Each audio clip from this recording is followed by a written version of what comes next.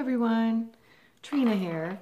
So as I was sitting here processing the show that Wayne and I did today, I got to thinking, and it's interesting because we were bringing up the shadow today, and I got this in August 2009 this year, 2019, and I kept getting information about Peter Pan.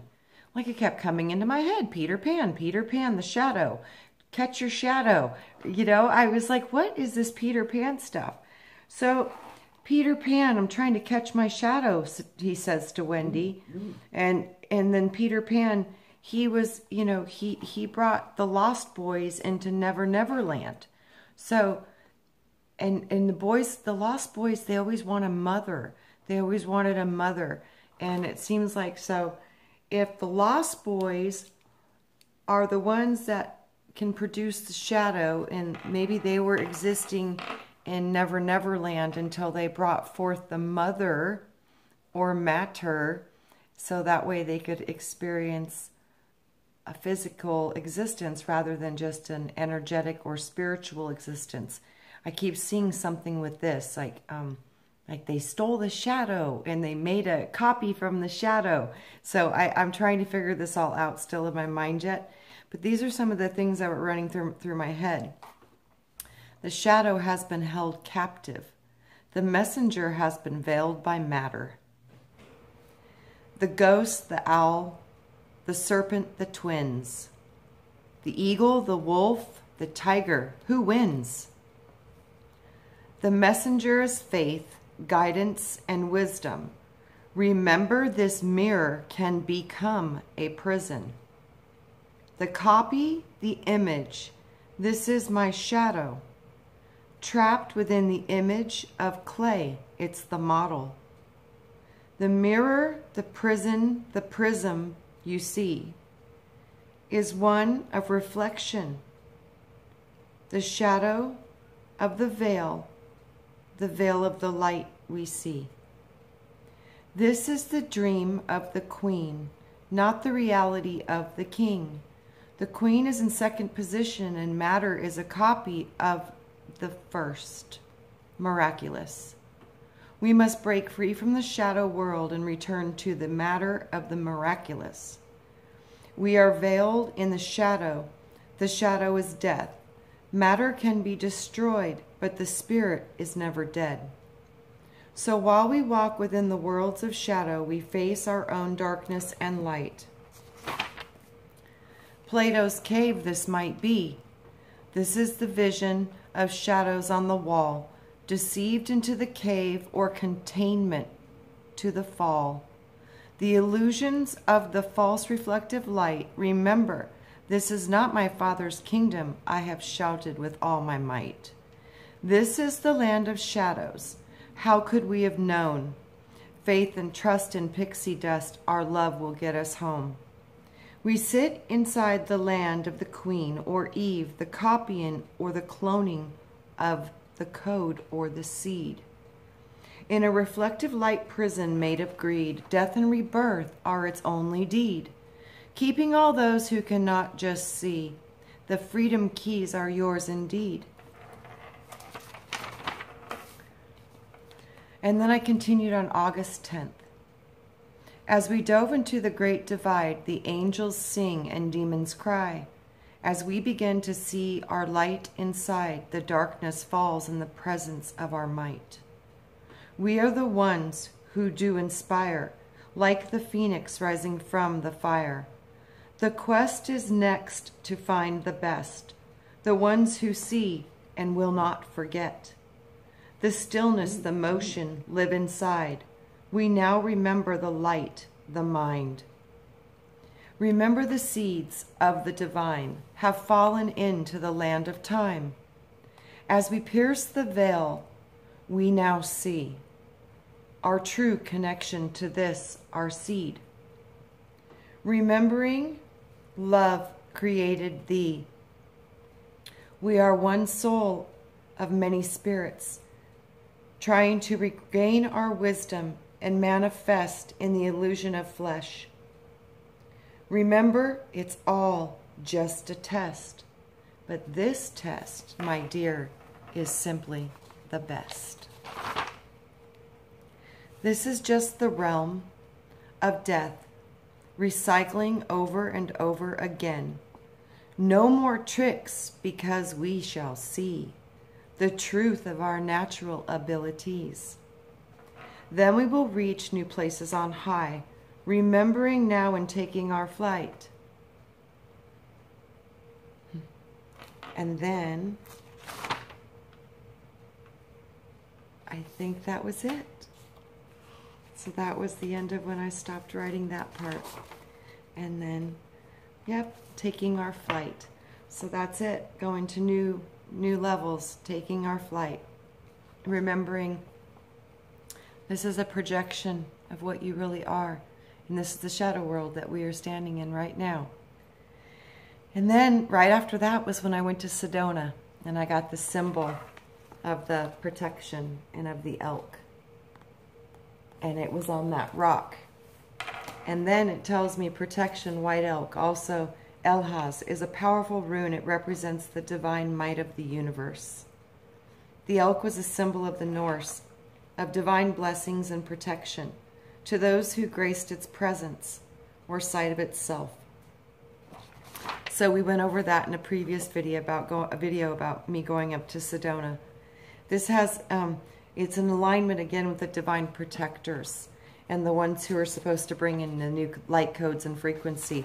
And they're actually not new, they're actually old. So I also then began to see the lion, the dragon, the unicorn, the whale. And then I kept seeing Pegasus.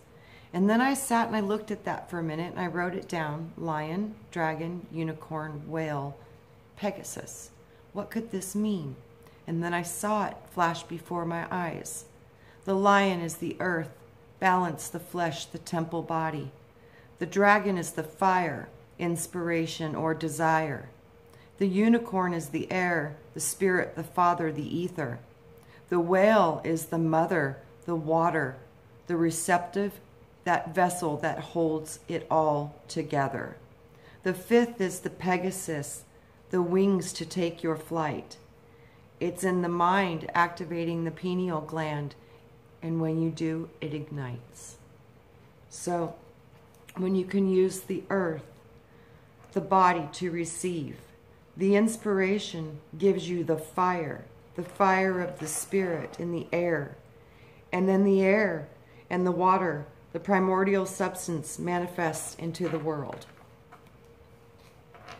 Create a seal with the lion and the dragon and the unicorn and the whale on the breastplate of Pegasus. Then we are to become the crown. We have taken flight. We have ascended. The five make the star or the stargate within you. Peace was the symbol that they gave to us before. Peace is an inverted ancient symbol. I'll show you.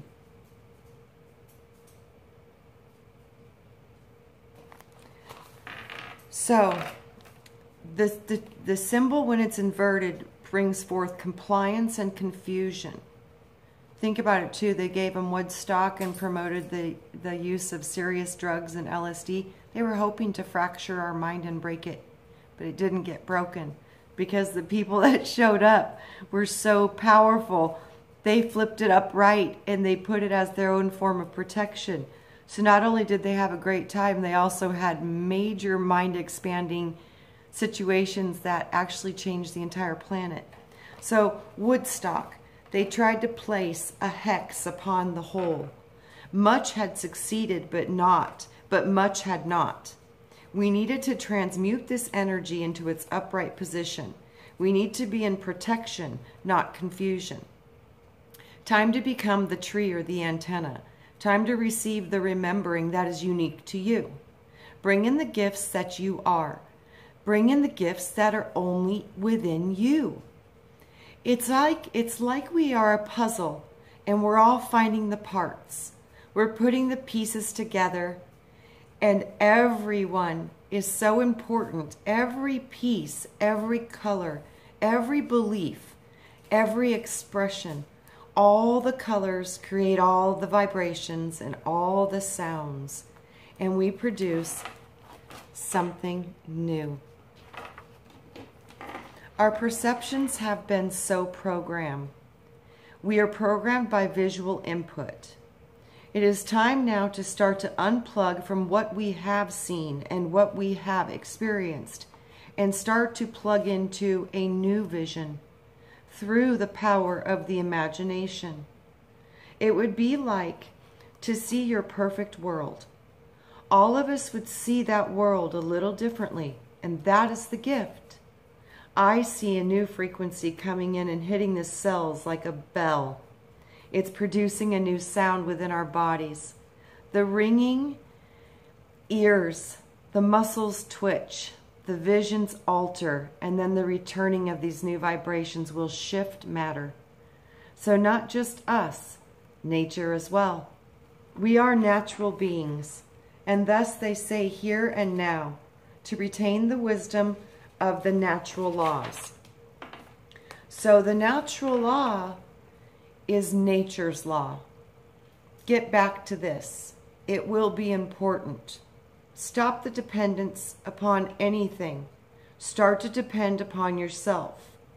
Start to become responsible.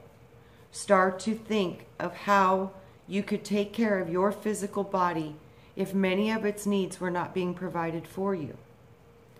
Send healing and strength to the bees, to the whales, to all life expressed.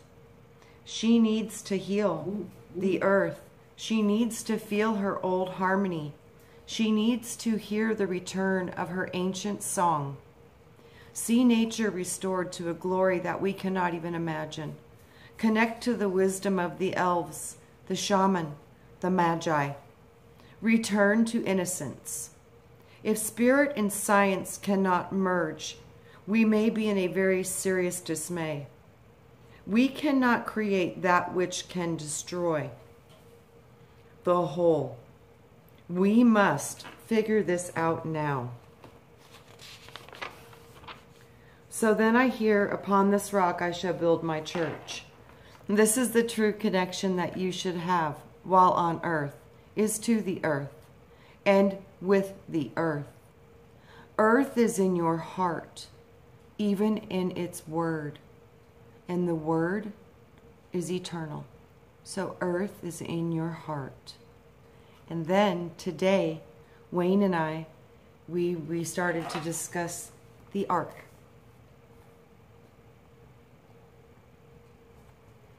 So the ark on, the archons get into our head by shooting energies into our field that we can perceive.